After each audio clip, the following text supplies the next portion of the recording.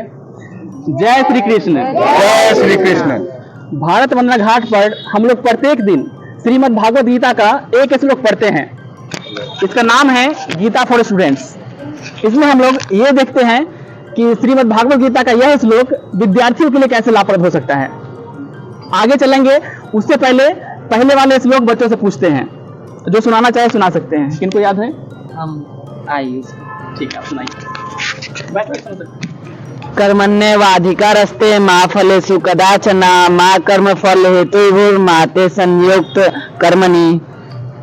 ये कौन सा अध्याय था और कितना श्लोक नंबर था बताइए। अध्याय 2:47 इसको श्लोक।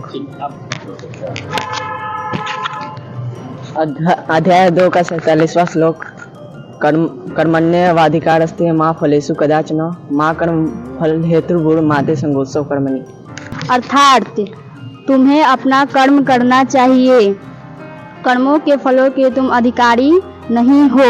तुम न तो कभी अपने कर्मों के कारण मानो, न ही कर्म करने से कभी आसक्त हो। ठीक है, बहुत बढ़िया। सभी बच्चों के लिए एक बार ताली।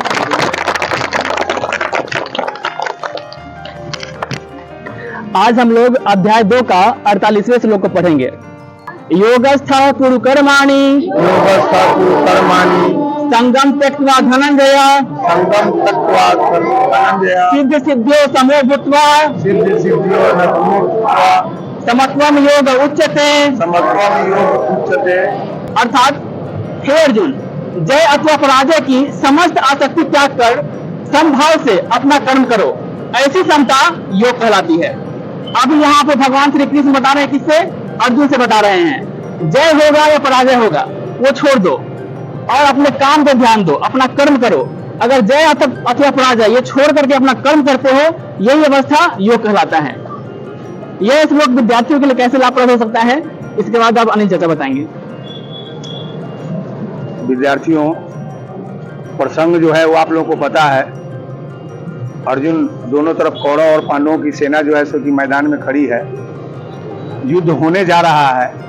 उसके पहले अर्जुन कृष्ण भगवान को कहते हैं कि दोनों सेनाओं के बीच में हमारे रथ को ले चल के लगा दीजिए मधुसूदन। मैं देखना चाहता हूं कि हमको किससे युद्ध करना है, किसको मारना है, कौन हमसे युद्ध करेंगे, कौन किस स्थिति में वहां पर खड़े हैं, उसको मैं देखना चाहता हूं। जब वहां पर जाते हैं कृष्ण भगवान रथ लेकर, तो अर्जुन जब देखते हैं कि उधर धृतराष्ट्र खड़े हैं, द्रोणाचार्य खड़े हैं, बड़े बड़े हमारे परिवार के लोग खड़े हैं, भीष्म पितामह खड़े हैं, तो उनका मन डोल जाता है और वो गांडीव रख देते हैं जमीन पर कि हे मधुसूदन, हमसे यह लड़ाई नहीं होगी। ऐसा संपत्ति, ऐसा धन, ऐसा राज लेकर के हम क्या करेंगे जिसमें कि हमारे अपने को हमको मारना पड़े, उनसे हमको युद्ध करना पड़े। प्रसंग यही है। अब हम लोगों को यह देखना है कि आज वही कृष्ण भगवान जब देखे कि अर्जुन जैसा योद्धा धनुर्धर जब इस तरीका से धनुष रख देगा, तब तो यह महाभारत नहीं होगी। और हम जो सोचे हुए हैं कि सभी पापियों का नाश हो, वो नहीं होगा, सत्य का विजय हो, वो नहीं होगा। तो उन्होंने अर्जुन को गुरु बन करके समझाना शुरू किया। अर्जुन भी बोले उनको कि अब हमको कुछ समझ में नहीं आता है, आप गुरुदेव हैं, आप हमको भले आज के पहले हम आपके सखा थे, लेकिन आज आप गुरुदेव हैं, आज हमारे मन का संशय दूर कीजिए, हमसे यह धनुष नहीं उठ रहा है। तब कृष्ण उनको समझाना चालू करते हैं। वही समझाने का क्रम कई दिनों से चल रहा है, आज भी वही बात है। अंत में अर्जुन को समझाते हैं कृष्ण भगवान कि तुम समस्त हार जीत, कौन जीतेगा कौन हारेगा, ये सब बातों से अपना दिमाग हटाओ, और जो तुम्हारा कर्म है युद्ध करना, तुम योद्धा हो, तुम युद्ध करो, तुम और कुछ मत देखो। न तुम्हारे मारने से वो मरने वाला है, न तुम्हारे छोड़ देने से वो बचने वाला है। वो शरीर सबको त्यागना है, और जो नहीं मरने वाला है वो कभी नहीं मरेगा, आत्मा कभी नहीं मरेगी। यही सब बात कृष्ण भगवान अर्जुन को समझा रहे हैं। अब यह श्लोक विद्यार्थियों के लिए कैसे लाभप्रद होगा, कैसे लाभदायक होगा, इसको अब हम लोग जरा सोचे। प्रसंग इधर भी है। विद्यार्थी जो है सो उस तरह का विद्यार्थी है जिसका मन भटक गया है। वह हमेशा मन में उसको संशय रहता है कि मैं परीक्षा में पास करूंगा कि नहीं करूंगा। आप लोगों में भी बहुत से ऐसे मित्र दोस्त होंगे जो परीक्षा के समय में ऐसी ऐसी बातें आप लोगों से करते होंगे कि मैं इस परीक्षा में सफल नहीं होऊंगा, वो परीक्षा देने जा रहा है, वो सेंट जेवियर स्कूल से पढ़ा हुआ है, वो फलना जगह से पढ़ा हुआ है, वो DPS से पढ़ा हुआ है, मैं इसके सामने कैसे, इस सब तरह तरह की मन में भावना जो है कि उत्पन्न होती है विद्यार्थियों के, और उनका मनोबल गिरने लगता है। तो गुरु जी वैसे विद्यार्थी को उस जगह पर लेकर के जाते हैं जैसे कृष्ण भगवान अर्जुन को दोनों सेनाओं के बीच में लेके गए थे, उसी तरीका से गुरु जी ले जाते हैं वैसे जगह पर उस युवा बच्चा को जहां पर कि विद्यार्थियों का एक बैठक लगती है, और उस बैठक में विद्यार्थी अपने तैयारियों को साझा करते हैं एक दूसरे से, क्योंकि बड़ा कंपटीशन देने जाना है उनको। वे साझा करते हैं कि हम ये चीज जान गए, हम ये चीज सीख गए, उससे वो सीखते हैं, उससे वो सीखते हैं।